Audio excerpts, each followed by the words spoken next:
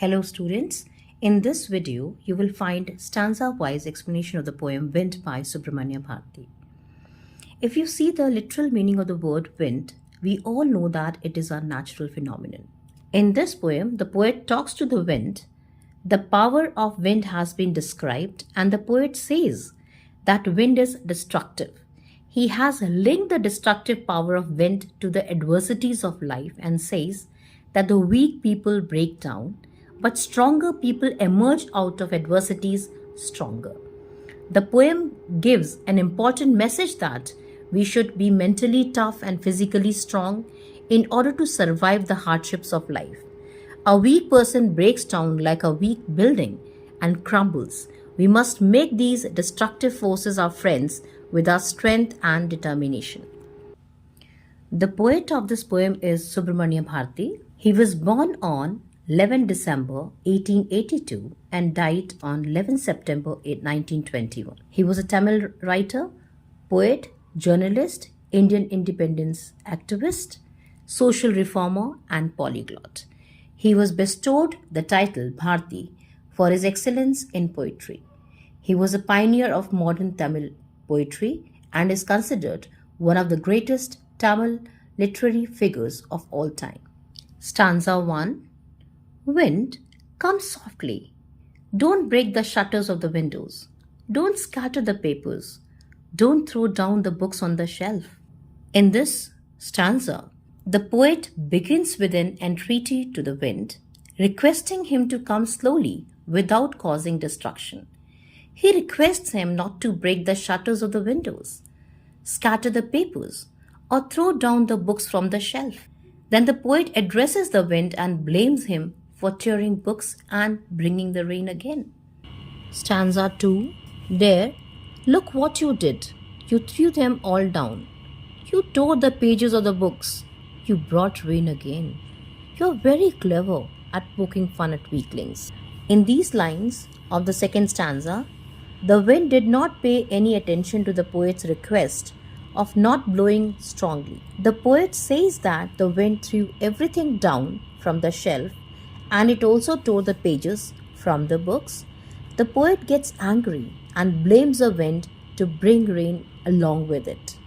By this, the writer implies that when a solid wind blows, all delicate, powerless, and weak things break without any problem. At first, when the writer presented the wind, then at that point he contrasted its power with a little youngster. That is the reason he requested that the wind come delicately. In any case, later the wind has become dangerous, like an adolescent, ready to go viciousness and destruction. Stanza 3. Frail crumbling houses, crumbling doors, crumbling rafters, crumbling wood, crumbling bodies, crumbling lives, crumbling hearts. The wind god winnows and crushes them all.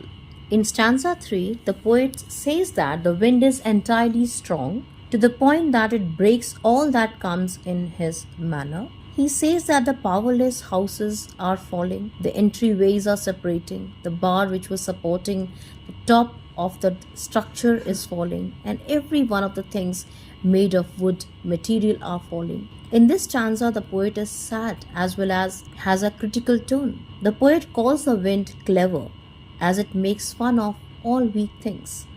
The strong wind in these lines represents all the hardships and the struggles that an individual faces in life. The poet says that the wind destroys all weak things such as houses, doors, rafters, and wood. It even destroys people, their lives, and hearts with its mighty power. The wind god continues to destroy or separate weaklings until they become strong to face the challenges. Stanza 4. He won't do what you tell him, so come, let's build strong homes. Let's join the doors firmly. Practice to form the body. Make the heart steadfast. Do this and the wind will be friends with us. In the fourth stanza, the poet addresses the readers and asks them to make themselves strong because the wind will not listen to anybody's request. The poet asks everyone to build strong houses and fix the doors tightly so that wind cannot intrude the house and destroy everything. This is a metaphor by which the poet is encouraging his readers to become bold and strong to face all the troubles in life. The poet asks the readers to practice hard to get a firm mind as well as strong body so that they can face the wind and any challenge in life. If they can do this, then the wind will become their friend and will not harm them. The poet is tending to the wind as God. He has contrasted individuals and wheat and says that as we winnow the wheat to isolate the grain from the waste, comparatively, the wind god isolates the resilient individuals from the powerless individuals. Because of the weighty and solid wind, every one of the powerless things falls and gets annihilated. Stanza 5. Do this and the wind will be friends with us. The wind blows out weak fires. He makes strong fires roar and flourish.